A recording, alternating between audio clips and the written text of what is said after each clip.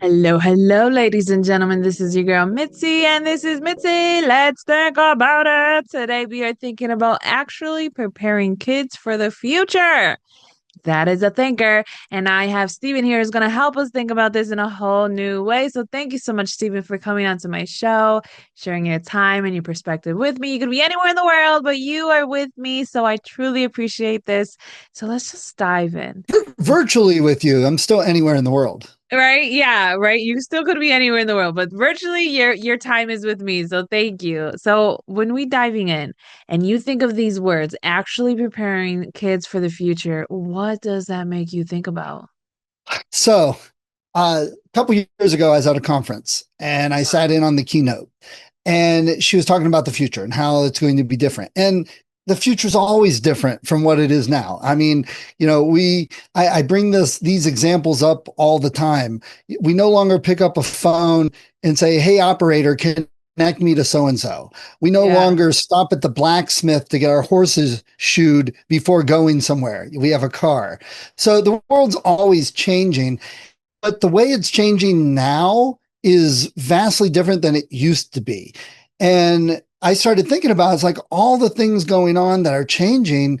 We're we're we're still teaching and preparing our kids like it's 1950, but it's 2020.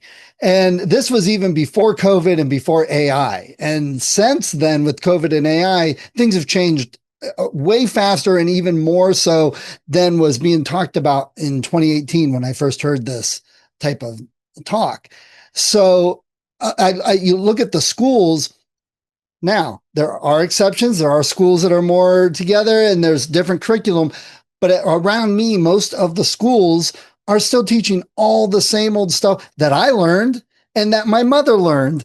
So we've got 40, 50, 60 years of education that hasn't changed hardly at all. And the world has changed, 10 times over. So I was thinking, we send our kids to school, but are they really learning they need to succeed?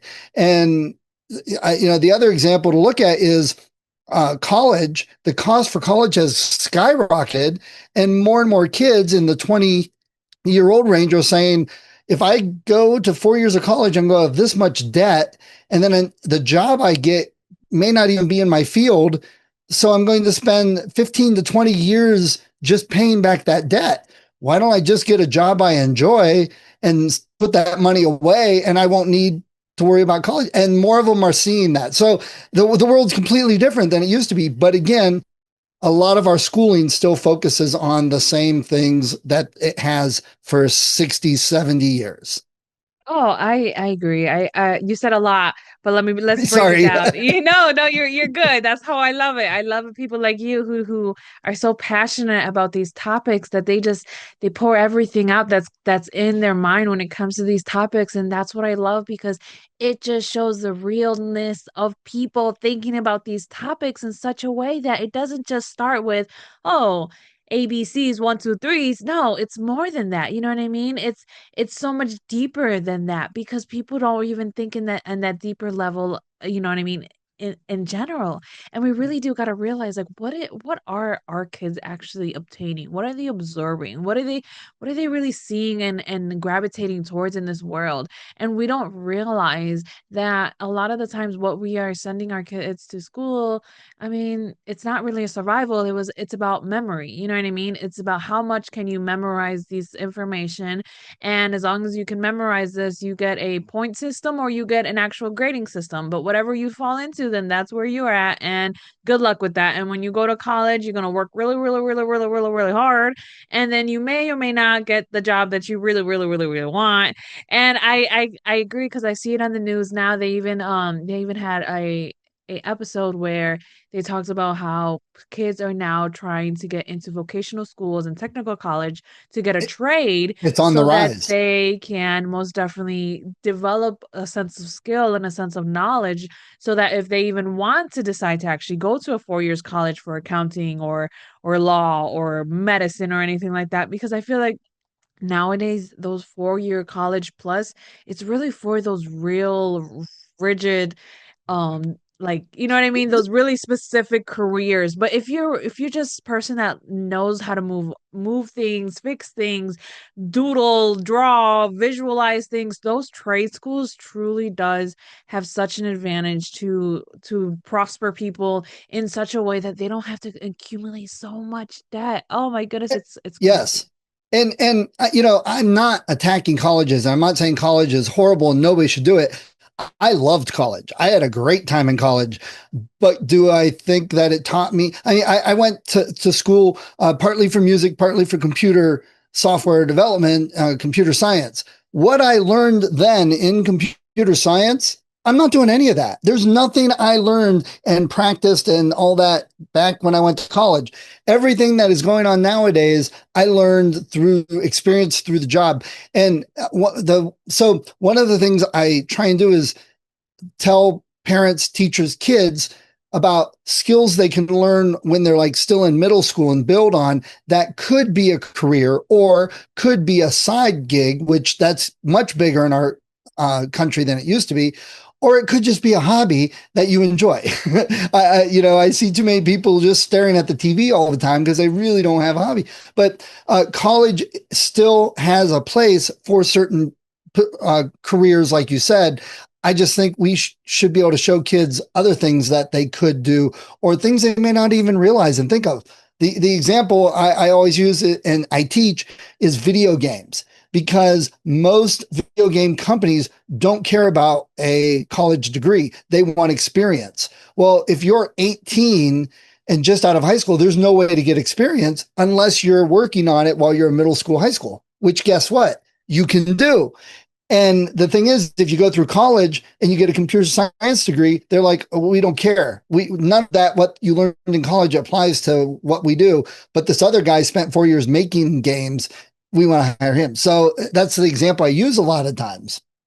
Yeah, it's a valid one, but I do know that because I live in the Midwest, and what that was one of the biggest debate I know like 15 years ago, how college students were going like striking and they were just going against it, like it makes no sense why I'm going to school for all these years and not even being able to get into my field because I don't have the experience, but people who do have the experience are walking in the door no problem. So up here in the Midwest, they require you to actually have a degree in any degree versus hiring somebody with experience now because of that. So I usually tell people from the South because a lot of the times it happens in the South and in the East Coast and the West Coast where it's all about experience, experience, experience. But if you move to the Midwest, you will be able to find that type of avenue. You know what I mean? But at the same time, it's like, I mean, we really do need to teach our kids about passive income because at the end of the day, when they learn about these passive incomes at a child at middle school, you can do that because it's hobby.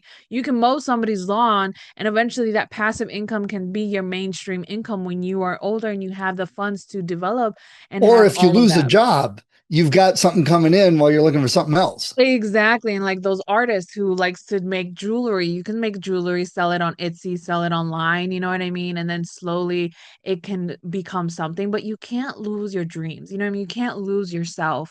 And I think that's one thing that we need to teach our kids is that you can't lose you by what society may pressure you to be or conform to. And I think us growing up, we realized that we always had to conform. We always had to adjust. We always had to find some type of way to make ends meet versus now it's like we want our kids to do more than that. You know what I mean? We want our kids to know that if you want to go into video games and you want to develop your own video game, you have the tools to do that and I will help you to do that. Yes. And I think we need to be that support. Parents need to be that supportive backbone on their child on their The, children. the problem is, though, parents don't realize and understand that this can be a thing. Too many parents have gone through the education system and they're basically told, well, you go to school, you learn, you get a job. And they don't even consider that there's other avenues. I mean, they think, well, you go to college or you go in the military. That's it. Or you Yeah. just go work in the factory. But how about the other option? Why don't we teach our kids more finances, teach them I always get this word wrong. Entrepreneurship. My kids always laugh at me because I never say it right. Um, You're okay. but why don't we teach more of that? And then instead of, oh my God, this company that I relied on suddenly sold out and I lost my job and didn't expect it. And now nobody is hiring me and I've been out of work for 6 months. What do I do? And I look at people, I'm like, well, there's a million things you can do. I mean, you hear, and the funny thing is with college, we hear about this. Look at Michael Dell. He was at college selling computers from his trunk, and it grew so big, he dropped out of college to form Dell Corporate. So he didn't even finish school. We've got other Yang with Yahoo. They created the search engine. They didn't even finish school. So, school is only really good if you want a job with someone else telling you all the time when to work, what time to work, how much you're going to get paid, and what you have to do. And you rely on somebody else to provide all of that for you, which is fine. That's valid. There are people that are like, that's all I want. I don't want anything else. And that's great. But the problem is the kids that do want something else, but don't realize there is something more. The parents can't tell them that because they don't understand it. So, we miss that opportunity of an avenue showing our kids. And it doesn't help that we're getting rid of programs like band and choir and art and pulling books out of the library and stuff. That doesn't help. Absolutely. And it just shows that as parents, we need to be more active in our children's lives. You know what I mean? Because there was a point where all parents did was they go to work, come home, feed everybody, and then go to sleep and repeat and repeat and repeat. And half Right. the time the children were all by themselves. They were lockouts, you know what I mean? The Latchkey house was kids. locked. Yeah. They weren't allowed to answer the door. They weren't allowed to answer the phone, and they were supposed to just stay home. And And then I like hate my job, and that's how life is. exactly, and you're just supposed to be grumpy, miserable, have a drink at the end of the day and call it a day. But I think the movement is now knowing that we are trying to teach our kids to think differently, act differently, move differently, and move in a type of way that brings you a type of purpose, of passion, knowing the difference between that stress factor that's like an inchworm in your ear, just meh, just all up in it, that you can't get at, and then that passion that's just like, oh, I'm excited to do this, like I want to do this, you know what I mean? Like people need Yeah. to know the difference. And when you're not exposed to the two extremities, you don't realize what's actually good versus bad. Because if you're always seeing your dad coming home and he's upset and he's cranky, then you're gonna think, oh, then that's what I'm supposed to be looking up for when I become an adult, you know? And it's like I seen this short film where it explained it just like that, where this child, he had tons of like joy and he was happy and he was colorful, but his dad was like black and white, grayed out, you know what I mean, just lost his joy.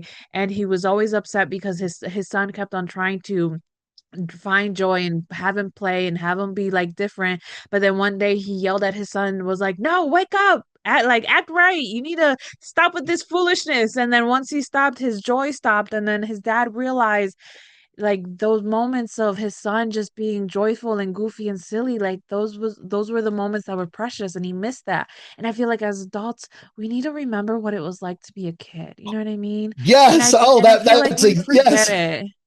Yeah. Absolutely. Yeah, what was the thing I heard? You'll never find magic in the world if you don't look for it.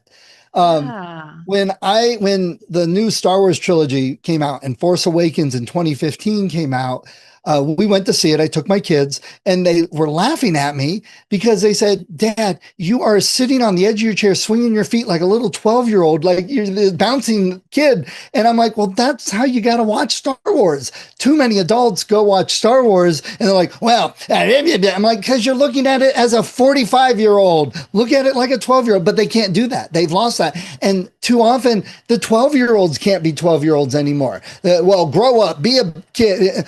Are you kidding me? I'm like, some of the best memories of my life are when I'm not an adult.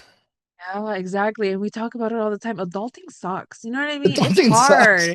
It really does. I have to be responsible. I have to pay attention. Oh, I have to always be on guard. Like it's stressful. It But can suck if every part of your life sucks. If you don't enjoy Yeah. your job and if you have a lot of bills and that's, this is the finance part that we don't learn. It's like, oh, great. I can get this credit card. They gave me a $5,000 limit on it. Well, now I'm paying $75 a month to that. So now I got to get another credit card to get more of this and more of that. And, it really is. Do we need all the crap we have? There are things I've bought and then I find it later. And I'm like, why did I get that? And Yeah. I look back at doing stuff with my kids. I'm like, oh, you know what? When my kids were little, we never did this. I wish we had. I've never said, man, I really wish I would have spent that extra $100 on this thing to sit on my shelf, you know? Exactly, exactly. And I think the best way for us to prepare kids for the future is to just remember what it was like to be a kid. Remember the pain, remember the sadness, because that right there is something real. And that can be on our children. We can't ignore the fact that our kids can be sad. We can't ignore the fact that our kids have pain. We can't ignore the fact that the kids may be going through something that we may not understand because it's a different time. You know what I Right. mean? Like, so it's just like we have to remember, like we have to be considerate. I'm not saying to like be their buddies because there's obviously that line where you're a parent and you have to be a parent, but at the same time you have to be realistic and you have to know like what it likes to just be silly and make a fort in the living room. You know what I mean? And just have Right. everybody just doing like play fighting outside with snow or something like, you know what I mean? Just Yep. being like reckless, because that joy, when you're able to continue that in your adulthood, it's about finding that balance, you know what I mean? So that you're able to mature, but still have that immaturity. Like you said, you're mature, but you still have that immaturity in you when you know how to pull it out. You know what I mean? So it's just like when you have those moments, you need to like treasure it. So for you, what is one motto that your family lives by? Oh, what I said earlier, look for the magic. Always. I tried to do that with my kids, and I feel they do that. Remember being a kid, enjoy things. The thing I used to have a hat, and I wish I still had it. It said, "If it's not fun, forget it." And the thing is, people are like, well, you still need a job. Okay, but can you have fun and enjoy your job? And that's very difficult for some people. They can't do that. And if you don't enjoy, good example, my son was going to go to school to be a zoo tech or whatever, a zoo veterinarian, I don't know, something like that, something with zoos. And he was go down to Otterbein near Columbus. It was a wonderful looking school and all that. And he looked at it and he said, look, here's the real situation. Based on how much we would have to spend, this is what I would owe at the end. This is about what I would be making for the first 5 years, and then for the next 5 years, and then for the next 10 years doing this job. He's like, so it would take me over 20 years to pay all that back working at the job I went to school for. He's like, that doesn't seem worth it. I can do this job, make just a little bit less with no expenses and put money away. And he just moved to Baltimore and had more money saved up than I did when I moved out to San Diego. So I'm like, well, you seem to have it together. But on top of that, he just got a job working at the Baltimore Library, which he was ecstatic about. And after his probation period, they will pay for half of his schooling so he can get his librarian degree, because he can't move up unless this is a job. You have to have a degree to move up.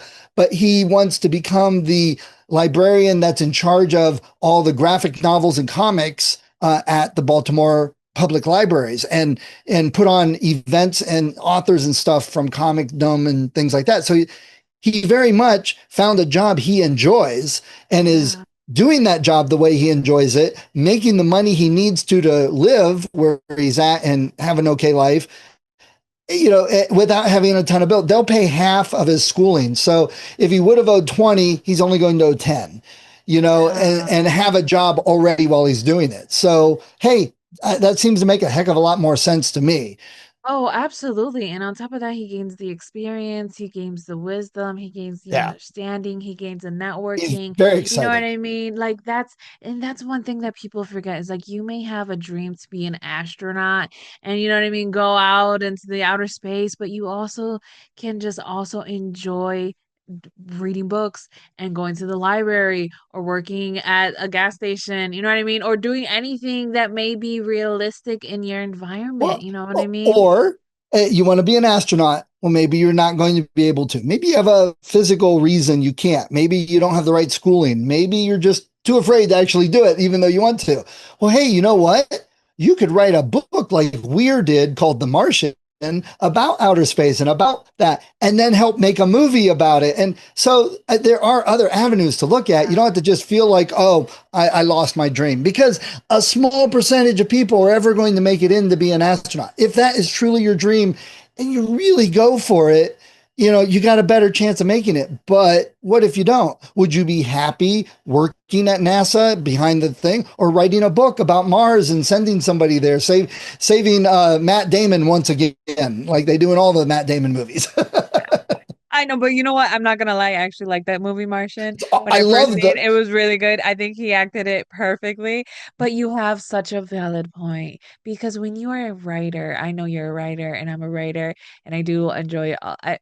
That's a whole different section. But I do agree with what you said. When you have the imagination and the creativity to dream big, then that means you also have the imagination and creativity to create worlds and lives and characters and write. You don't have to be perfect in the grammatics and all the structures and the tones and all that. Just write what you see, write what you feel, write what you know, and then send it to an editor and they'll clean it all up. But it'll be exactly what you would imagine, and you can have all of that life. And maybe that book will become a movie. Maybe that book will become so big that it comes like J.K. Rowling, where it has its own amusement park and everything. right. We don't know. But it all starts with that step of faith of just stepping into the unknown of what you know and what you love and just going for it.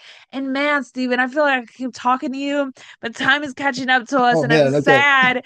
I'm sad because I love your perspective. You're my people. You know what I mean? You must definitely my people. But what can be some lasting words that you can leave us off with to keep on thinking?